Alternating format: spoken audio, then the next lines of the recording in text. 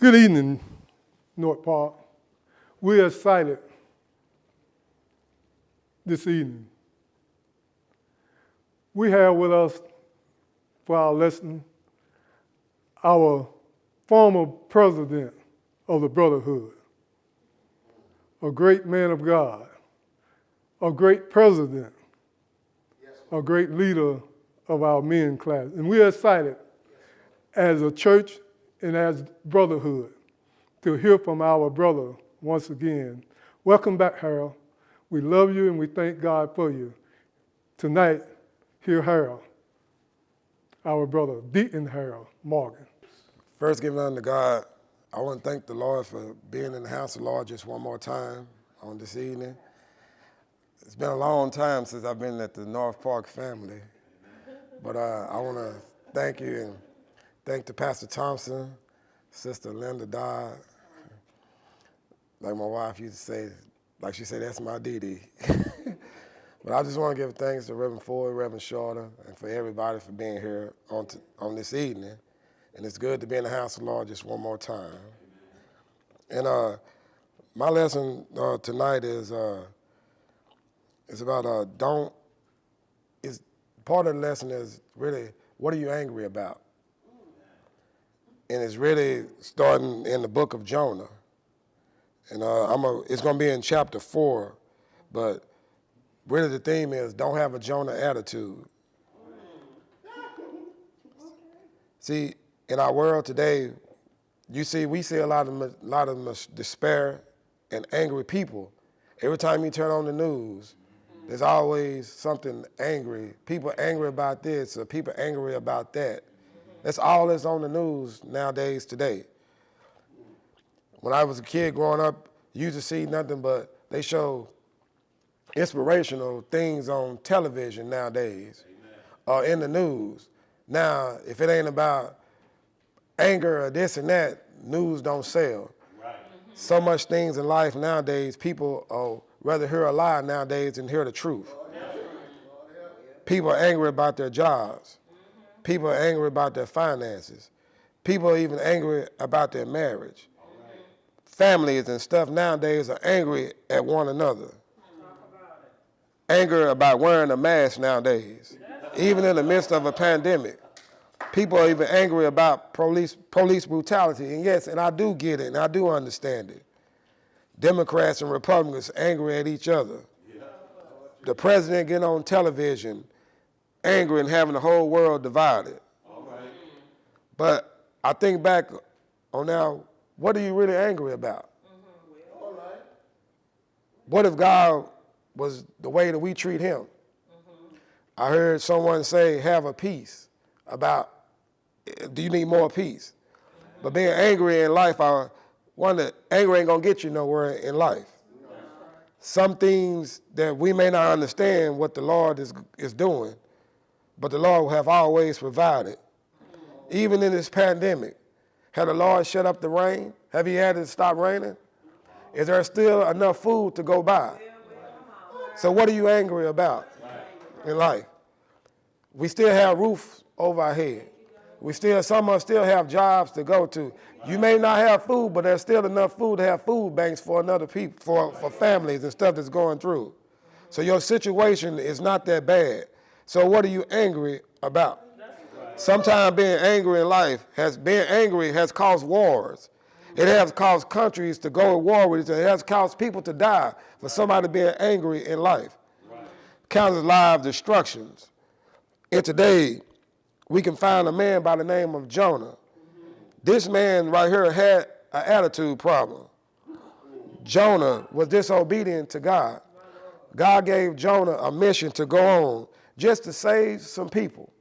But Jonah had a problem with that. He had an attitude toward God. Even when he told him to go, Jonah fled. He fled to Tarshish. We all know the story, how he fled to Tarshish and he went and got aboard a ship.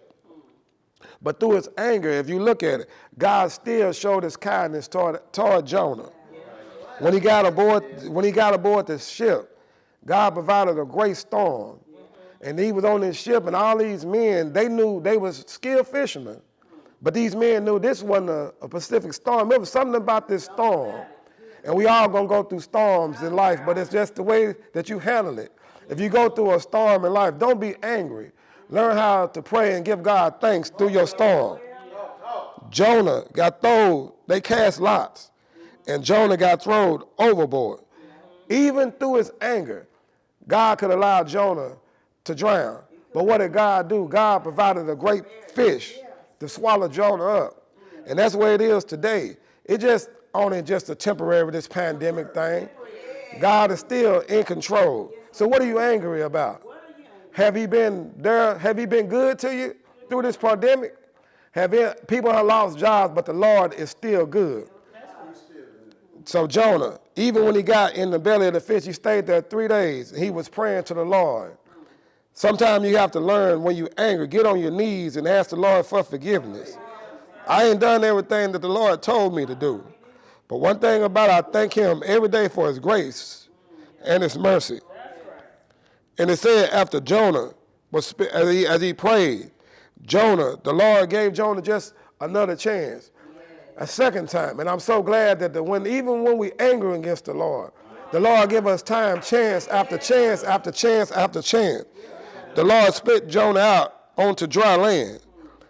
But as Jonah, it said it took Jonah, it's supposed to be a 3-day journey. But if you look, it said it took Jonah the next day to show up. And sometimes when the Lord get on you, you don't mind doing everything for the Lord. It took him 1 day to get there. It only a 3-day journey, but it took him 1 day to get there. So Jonah got to the city. He prayed, he preached to the people. And here goes Jonah, have a Jonah attitude again. Just as in verse 3 in chapter 10, it said, then God saw their works. And he turned from them their evil way and from the disaster. Then he had sin in which he would bring upon them. And he did not bring his anger toward them. So here goes Jonah again. This man had an attitude. So I ask you, what are you angry about? But in chapter 4, but it displeased Jonah. And he said he became angry. So he prayed to the Lord and said, oh Lord, was it not when I said I was still in my country? Therefore I fled to Tarshish because I knew that you are a graceful and a merciful God and slow to anger. And you better be glad that the Lord is slow to anger in life. Because some of the situations that when you was angry against the Lord had brought you out. So you better stop having a Jonah attitude. And it's saying abundance and loveliness and kindness who was relented doing harm. Therefore Jonah said, I'd just rather just go ahead and just die. Just take me, Lord. Then the Lord asked Jonah a simple question. Is it right for you to be angry? So Jonah went out to the city and sat on the east side of the city. Therefore he made himself a shelter and sat up under the shade till he might see what would become in the city. And that's a sad Christian. Jonah built a thing on top of the city just to see if the Lord was going to destroy these people. And I say to myself, you better be careful of what you do, because my grandmother always used to say, when you pray for rain, you got to deal with the mud. It's a sad Christian in life that will see somebody destroyed. There's people nowadays that will treat their own dog and animals. Not saying I'm not an animal lover, but treat their own animals and stuff before they even treat a human being. Church people don't even want to help church people no more.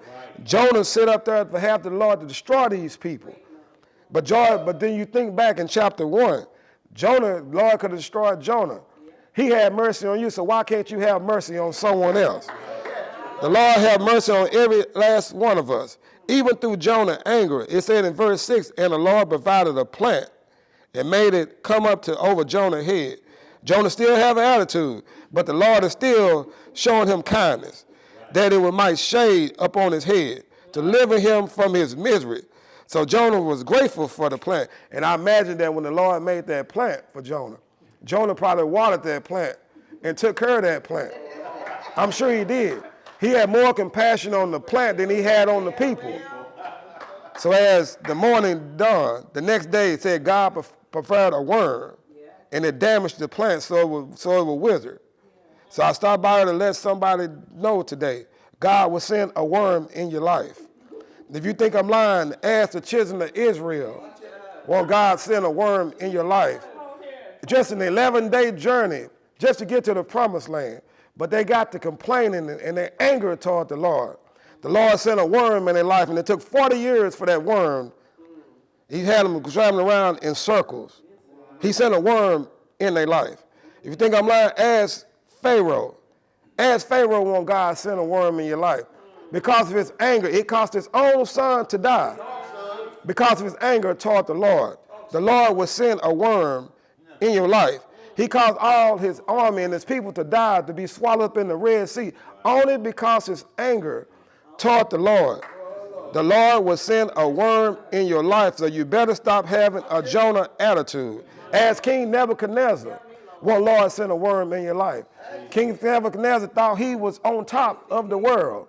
But before you know it, he was eating grass out of his mind, had hands like claws.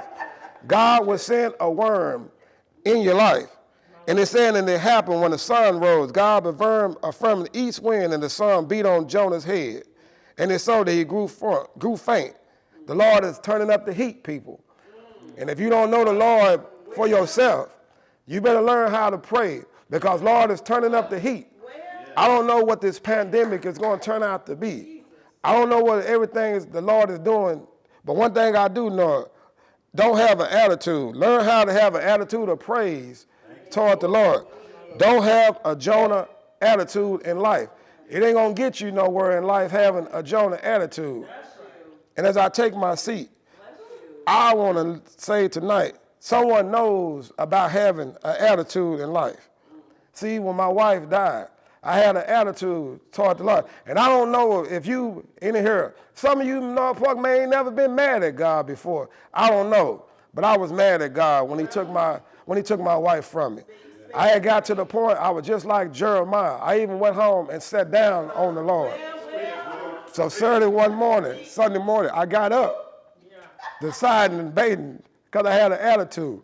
Wondering, should I go to church and serve the Lord? The Lord told me, he said, is it right? Just like he told Jonah. He said, let's sit down and let's talk about it. He said, then I give you 20 years, almost 25 years of marriage.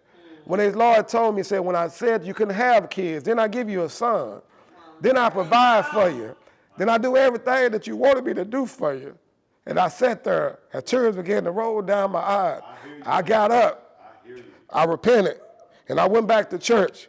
And I told the Lord, thank you for what he being angry in life. And I love the Lord because he heard my cry. Stop being angry in life. Being angry ain't going to get you nowhere in life. Because when we was angry toward the Lord sent his son, Jesus Christ, to die. And I just think back some days that what if the Lord was angry on a hill called Calvary? What if he said, no, step down? What if he didn't want to do it? There would be no more. There would be no eternal life for me. There would be no more of me dying, and there would be no more gain. What if the Lord was angry toward us? What if you get up in the morning, you not have a roof over your head? The Lord is still good. Good and mercy, he was there all the time. And I want to thank the Lord for being a friend when I didn't even know that he was there. The Lord has been good to me and my son. And I want to thank the Lord for loving me, even when I was angry against him. Don't have a Jonah attitude. Learn how to get on your knees and pray and tell the Lord thank you each and every day, because the Lord is the same today, yesterday, and forevermore. You have a chance to get it right every day you wake up. Learn how to not get up with an attitude. Learn how to get up with an attitude of praise and tell the Lord thank you. It may not be what you want on your table, but if you just have a bologna sandwich, that's good enough. Tell the Lord thank you for that, because some people don't even have that in life. Learn how to be thankful for whatever that you have in life. And I love the Lord, and I just want to tell the Lord thank you for not being angry toward me when I even turned my back on you. Thank the Lord. And one of these days when I'm dead and gone, I want to tell the Lord thank you for coming back. Thank you for loving me. Just show just a little more love. The world has changed a lot. Everybody here, I have been young and I have been old. But one thing in my life, I never seen the righteousness forsaken, and the seed begging for bread. The Lord, we will provide and we will make it, because if people who are called by my name will humble themselves and just stop being angry toward the Lord and just pray, then we'll hear a word from heaven. So learn how not to have a Jonah attitude. Learn how to pray. Learn how to pray in the midst of your sin, even through the good, through the bad, through the ugly. Don't have an attitude, because having an attitude will not get you nowhere in life. And I want to say thank you for each and every one of you North Park family on tonight. Don't have a Jonah attitude. Learn how to have an attitude just like Jesus. Learn how to have an attitude about him. Because once you have an attitude like Jesus, nothing else matters. Because he'll learn how to put love in your heart. He'll learn how to take all that anger away from you. Just stay focused on the Lord through this pandemic. And I guarantee the Lord will. He will provide. We will, North Park, we will make it. Because the Lord said we will. The earth is the Lord's and the fullness thereof. And everything that dwells in it. Problems going to come. Death is going to come. Everything is going, there are going to be famines in the land. But the word of God, it will stay forever. And stay with the Lord as long as you can. Don't be angry. Don't give up on him. Don't give up on the Lord. Because Satan, the only person that you're mad is Satan. Because he's trying to take everybody down with him. Because he knows that his time is limited. So stick with the Lord. Stick with Satan. Stick with the Lord. Don't be angry. Be of good cheer, because we will make it, North Park.